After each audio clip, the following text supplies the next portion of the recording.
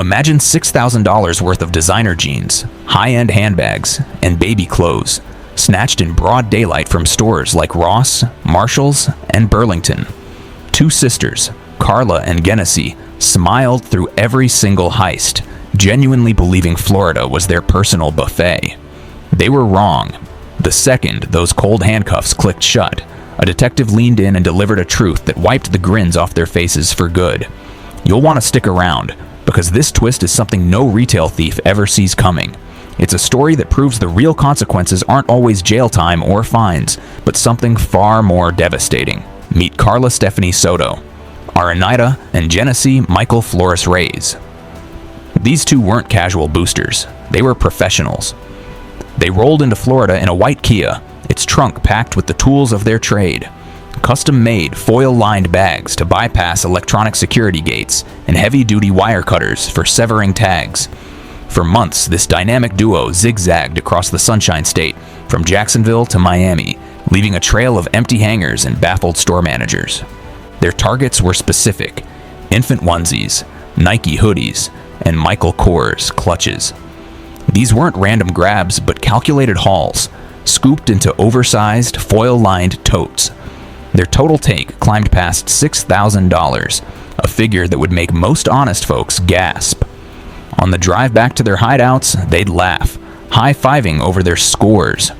With their children napping in the back seat, they'd count cash from their Facebook Marketplace sales. To them, shoplifting wasn't a crime.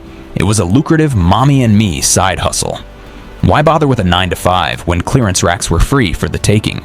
They saw themselves as savvy entrepreneurs exploiting a flawed system, and for a while, it seemed like nothing could stop them. June 25th, 2024. In Charlotte County, the day started like any other promising score. But inside the local Ross, something was different. A sharp-eyed loss prevention officer felt a prickle of recognition. He recognized a woman from a previous theft by a distinctive ankle tattoo of a hummingbird. This time, she wasn't getting away. A discreet call to law enforcement brought deputies who silently boxed in the white Kia. Inside, a deputy tapped Carla on the shoulder as she held a pair of unpaid-for designer jeans. Her immediate response was a classic, easily debunked lie. "I was just returning these." Meanwhile, Genesee feigned pregnancy, but the stroller she pushed held no baby, just layered shopping bags ready for another haul. In the trunk, deputies found their arsenal: magnetic tag poppers, pliers, and expertly crafted foil shields.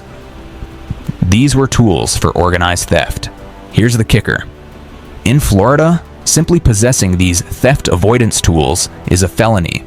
The sisters figured they'd face a night in jail, maybe a fine. They had no idea that U.S. Immigration and Customs Enforcement, or ICE, already had tabs on them, a fact that would soon shatter their carefully constructed world. As Carla and Genesee's fingerprints were scanned at the county jail, the system pinged a federal database. The results were immediate and damning. Both women had prior entries from 2019 indicating they had entered the country without inspection. They were undocumented and flagged. Charlotte County participates in the 287G program, a powerful initiative that deputizes local law enforcement to act as immigration agents. It's a seamless pipeline to federal immigration enforcement. A single checkbox on their arrest sheet triggered an immigration detainer, and bright orange ICE hold stickers were slapped across their files. Carla's bravado melted away. Her voice barely a whisper, she desperately asked, "Can I pay a bond and go home tonight?" The sergeant's reply was a gut punch. "Ma'am, you're not going anywhere but Chrome." Chrome, as in the Chrome Service Processing Center in Miami, often the last stop before expedited removal flights. Hearing the name, Genesee dissolved into uncontrollable sobs, repeating one phrase like a broken record. "My babies were born here. My babies were born here." Deputies offered tissues, but no promises. Under Florida's strict policies, local cooperation with ICE is mandatory, and family ties, even to American-born children, cannot cancel a removal order for an undocumented parent. The panic was real, raw, and utterly devastating. Detective Morales didn't yell. He simply laid out the grim truth. He slid a series of photos across the interview table. The mountain of stolen loot, the specialized tools, and the ultimate betrayal. Screenshots of their own Facebook posts, flaunting stacks of cash.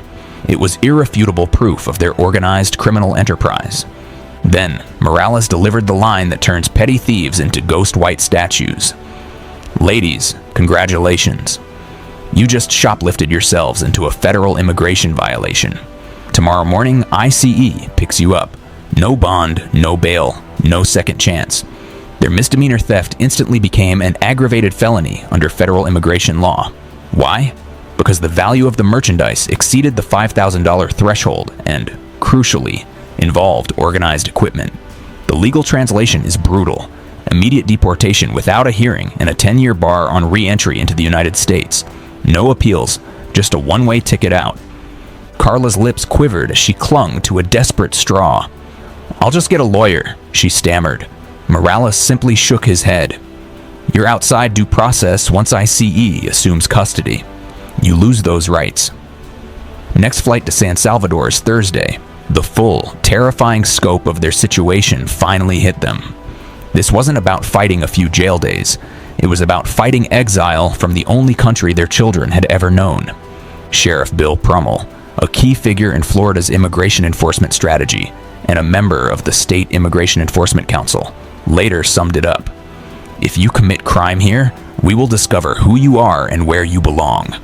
If you're unlawfully present, we'll send you home." His words were a stark warning, a testament to Florida's policy of using local law enforcement as a direct conduit to federal agencies. The sisters' children, innocent bystanders, now live with an aunt in California. They FaceTime their mothers, their small faces peering into a screen, talking to them from a country they've never visited. Carla and Genesee didn't just lose $6,000 worth of merchandise.